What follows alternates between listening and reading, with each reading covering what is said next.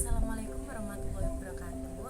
Perkenalkan, nama saya Tri Irma Rizkia. Saya mahasiswa dari Universitas Internasional Semen Indonesia, jurusan akuntansi.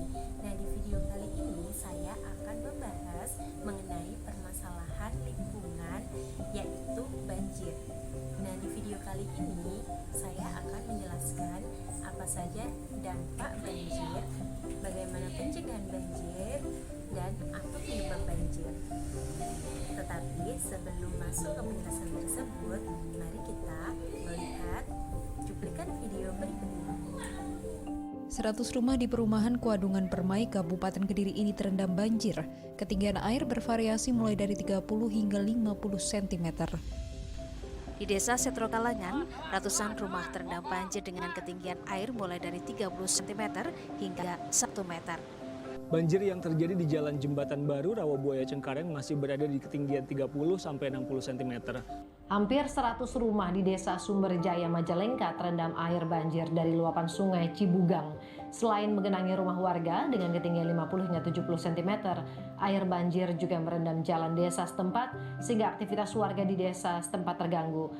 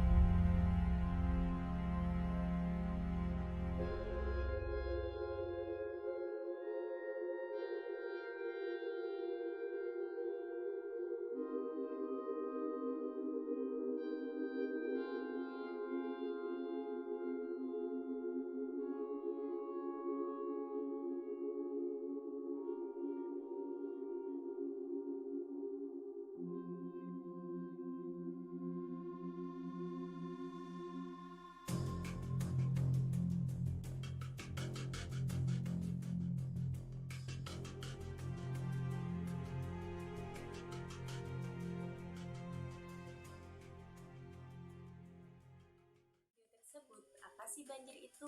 Banjir adalah suatu kejadian saat air menggenangi suatu daerah yang sebelumnya tidak pernah tergenangi air dalam selang waktu yang lama. Nah, banjir bisa terjadi disebabkan oleh dua faktor. Yang pertama, faktor manusia, dan yang kedua, faktor oleh alam itu sendiri. Nah, yang disebabkan oleh faktor alam itu sendiri adalah curah hujan yang tinggi sehingga menimbulkan debit air yang cukup banyak dan terjadilah banjir. Sedangkan banjir yang disebabkan oleh faktor manusia adalah yang pertama, penebangan hutan secara liar. Penebangan hutan secara liar ini mengakibatkan hutan menjadi gundul. Lalu, apa hubungannya hutan gundul dengan banjir? Jadi, pohon berfungsi menyerap karbon dioksida atau CO2 dan menghasilkan oksigen yang setiap harinya kita hirup. Selain itu, pohon melalui akarnya berfungsi untuk menyerap air. Jadi, semakin banyak pohon yang kita tanam, maka semakin banyak juga air yang diserap oleh tanaman. Hubungannya dengan hutan gundul adalah ketika hujan deras turun, tidak ada pohon yang menyerap air sehingga menimbulkan banjir. Oleh karena itu, pohon sangat penting bagi kehidupan kita. Dan yang kedua adalah membuang sampah sembarangan. Kebiasaan membuang sampah sembarangan juga dapat mengakibatkan terjadinya banjir. Karena ketika kita membuang sampah sembarangan, semakin lama sampah akan semakin menumpuk. Dan ketika hujan turun, aliran air menjadi terhambat sehingga timbullah banjir. Bangsa ini tidak pernah mau sadar. Coba kamu pikir, kamu buang sampah di sembarang tempat itu bisa menyebabkan banyak dampak buruk. Idih, lebih banget. Sampahnya juga nggak seberapa. Aduh, dengar ya, dengar. Kamu buang sampah di sini mungkin terdengar biasa saja, tapi coba bayangkan ke depannya, akan banyak orang yang termotivasi mengikutimu buang sampah di sini. Bayangkan sampah akan terus bertambah dan tidak terbendung. Itu bisa menimbulkan banjir akibat sampah yang memenuhi aliran sungai dan saluran. Ketiga adalah pendangkalan sungai. Dengan adanya pendangkalan sungai, maka aliran air tidak dapat mengalir dengan baik, sehingga ketika hujan turun, air pun dapat meluap keluar sungai dan timbullah banjir. Dan yang keempat, sering kita temui di pinggir sungai, yaitu banyaknya orang-orang yang mendirikan pemukiman. Adanya pemukiman di pinggir sungai dapat mengakibatkan terjadinya banjir karena pemukiman dapat menghambat aliran sungai menjadi tidak lancar karena keadaan tanah di sekitar sisi bangunan bisa saja ambles dan menutup sisi sungai. Oleh karena itu, tidak disarankan untuk mendirikan pemukiman di bantaran sungai.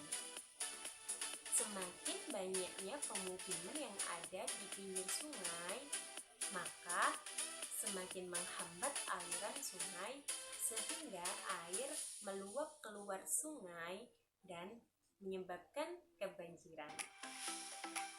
Dan yang selanjutnya adalah adanya pemakaian air tanah yang tinggi.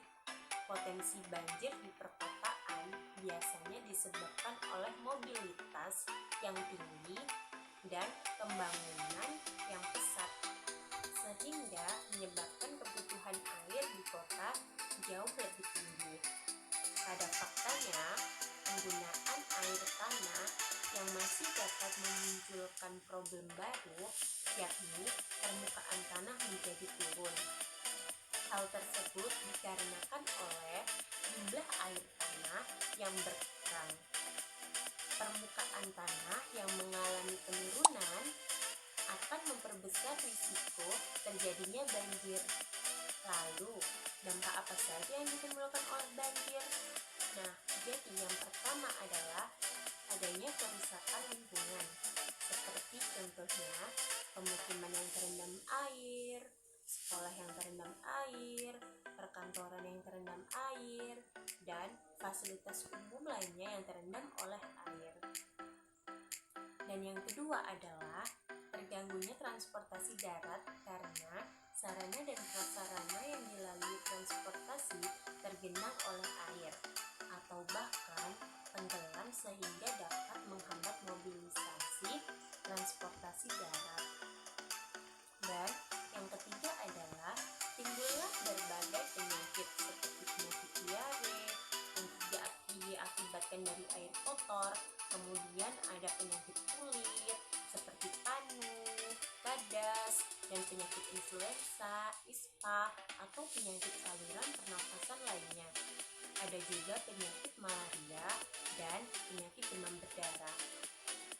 Lalu dampak yang lebih parah lagi adalah adanya korban jiwa dalam kebanjiran. Hal ini disebabkan karena korban terseret aliran air yang sangat deras.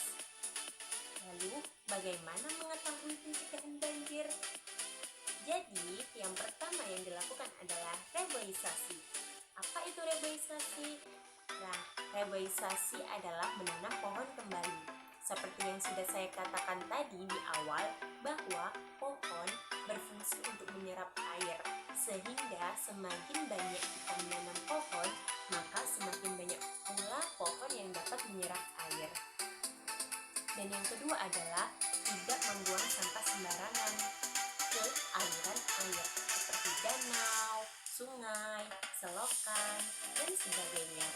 Hal ini bertujuan agar aliran air tetap berjalan baik dan tidak tersumbat, dan sampah yang dibuang ke sungai akan dimakan oleh hewan-hewan biota laut. Yang ketiga adalah membangun atau menyediakan area peresapan air, sehingga air yang di permukaan tidak menggenang dan menjadi lintasan. Lalu yang keempat adalah membangun tanggul atau waduk atau dam pengendali air untuk menampung volume volume air sungai yang sewaktu-waktu dapat